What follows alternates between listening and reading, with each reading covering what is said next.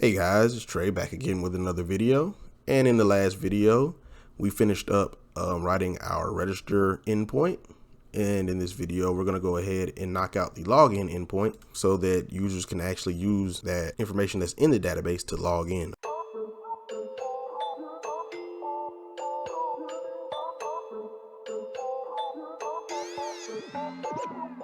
If you remember last time, we created a user named John Doe. So we have John Doe and we have a password here, and this password, the actual password is just password, but you see we hashed it and it came out like this. And this is what's going to be in the database. All right, so let's go ahead and go to our login endpoint here. And the first thing we're going to want to do is check once again for the username and the password. So we're going to say const username, and then we're going to say request.body.username, and then const password request.body.password. All right, then we're going to do the same thing. We're going to check to make sure these are not null. So if not username or not password, then we're going to say res.status is 400, then .send, and then we're gonna have a message which says must provide a username and password. Then we'll have null data. Right, boom, there we go. So now we've checked. So one last thing we have to return after that, so we don't want to continue with this function. Okay, so there we go. The next thing we want to do is get this user's information from our user auth table, because remember, our user auth table is where we're actually going to be doing all of these checks. So the first thing we need to do is query for our user auth table. So we're going to say select star from user auth where username is equal to, and then we're going to put a question mark here. And then once again, we need to add in the username here because that's what we want to check against. And then last but not least, we're going to do an async, and then we're going to say error and result like we did before. Then let's go ahead and check for our error. I'm actually just going to, once again, copy and paste that. So boom, go here, drop it off.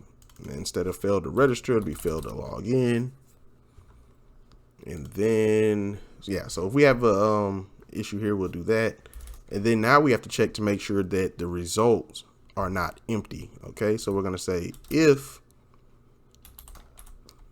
result dot length, because the result is going to return a list of the rows that it found. It should only find one row. So if the length is not equal to 1, then we have a problem. Okay, so we're going to say if the length is not equal to 1, then we're going to pretty much do this. So we'll just say like that. Okay, so there's that. And then if the length is equal to 1, that means we did find a record for this username. So that's great. Now that we found the record for this username, we can go ahead and check if the passwords match. All right, so the way we can do this is we can get the password. So we'll say const, we'll call it hashed password. It's going to equal result. And then we're going to need to get the first index, because remember, it's returning a list. So we're going to get the first index, and then we'll say dot password. And that's going to get our hash password for it. And then we're going to want to verify that this password, the password that they gave us up here, is equal to the password, this hash password, remember? So the way we do this is we're going to use Argon 2 again. So we're going to say const, and this is going to return a Boolean, basically saying, hey, this is the same or not. So we're going to say is password, and then we'll do Argon 2 dot verify, and then we're going to pass in, it wants the hash string first and then the plain string second. So we're going to say hashed password, and then the password. All right. But the thing about this is, once again, it's going to return a promise. Let's see here. So see, it returns a promise. So what we're going to want to do is await this. So we're going to await that. And now we'll get back if this password is correct. So if the password is correct, then we want to go ahead and give the user their information back. Okay. Because we know that, okay, you got the right username because we found that username, and then the password for that username is correct. And then, oh wait, there's one other thing I did just miss. I just thought about it as I was explaining that. We need to check to make sure that this account is active. So before we even do the hash password, we can do that before then. All right, so we'll say if result 0 dot active. Well, actually, let's do not. If not result 0 is active. So basically, this is saying if it's not active, then we want to do this.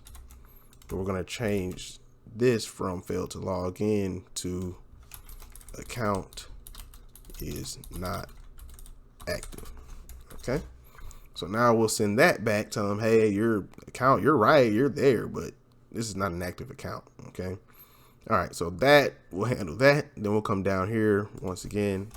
If the password's correct, so we'll say if is password, then we want to go ahead and return the value. So let's actually do it like this. If not, so if the passwords don't match, then we want to send in an error as well. We'll say bad credentials. All right.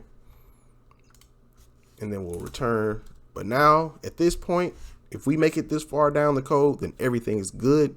And we want to send back the user's information. But in order to do that, we have to get the user's information. So we're going to say pool dot query, and then we're going to say select star from user where username equals, and then we'll get that user's information.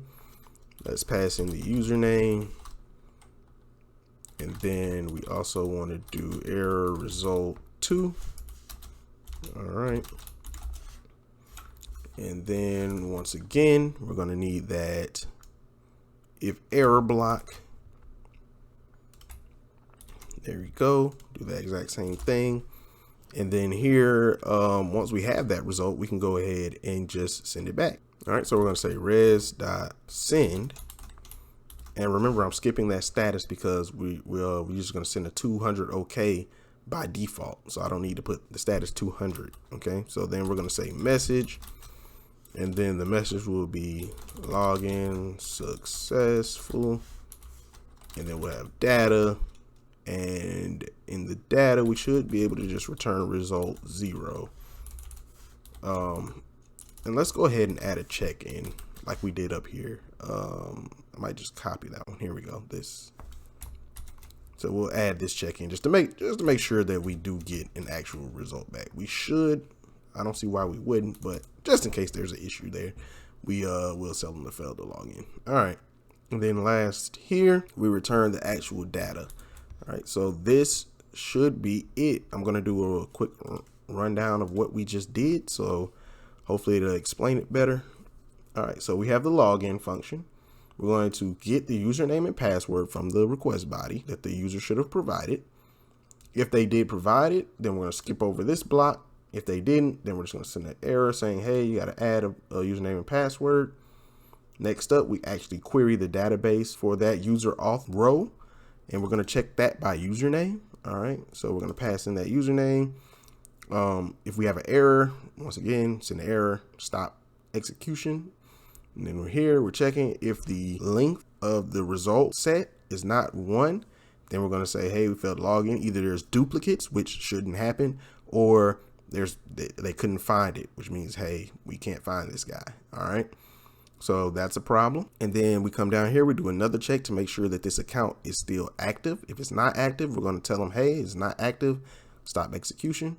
If that's all good, we're going to come down, we're going to get the hashed password. We're going to verify that the hash password is equal to the password that you just passed in. And then we're going to make sure that this password was verified. And then, yeah, if the password is incorrect, then we're going to send it, say, hey, you sent us bad credentials. Otherwise, we're going to keep going down. And at this point, we've passed all of our checks, so we can just get the information from the user table. So we're going to say select star from user, where username is equal to that username that they passed in. And then we're going to get the, this should be result 2 down here. Just realize that from my syntax highlighting. But here we go. If that's there, we're going to check for errors. Errors is good. We're going to check to make sure that we actually got something back from the table. If not, send an error. And then last but not least, if everything, all of those checks passed, then we're just going to send the user's information back to the client. All right. And that is it.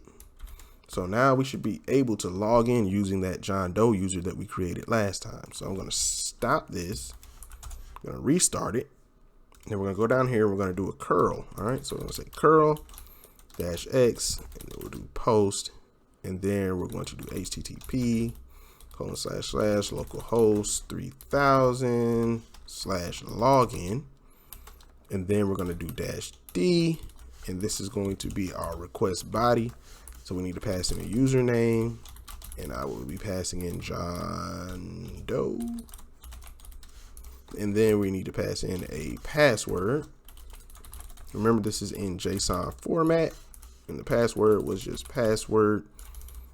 And then we'll do -h, and then this is going to be our header, and it's going to be content -type, and it's application /JSON.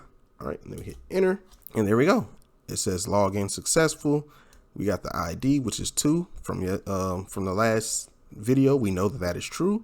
And then we have John Doe, and then the first name and last name is null, which is correct because we didn't pass those in. So as you can see, we have logged in correctly and got the correct information back from the database. And that's pretty much it for this one. You guys have seen how to register your user and store their credentials, and how to actually log in a user. And there you go, you get the information back. What I want to do in the next video probably is show you how to do this process with JWT tokens, which is JSON web tokens. So I'll probably show you how to do that, because this is kind of like a basic auth. So we're going to try something with some JSON web tokens. Might as well do that while we're here. All right, and that's it for this one. Thanks for watching. Like and subscribe to the channel and all that jazz, and I will see you guys in the next video.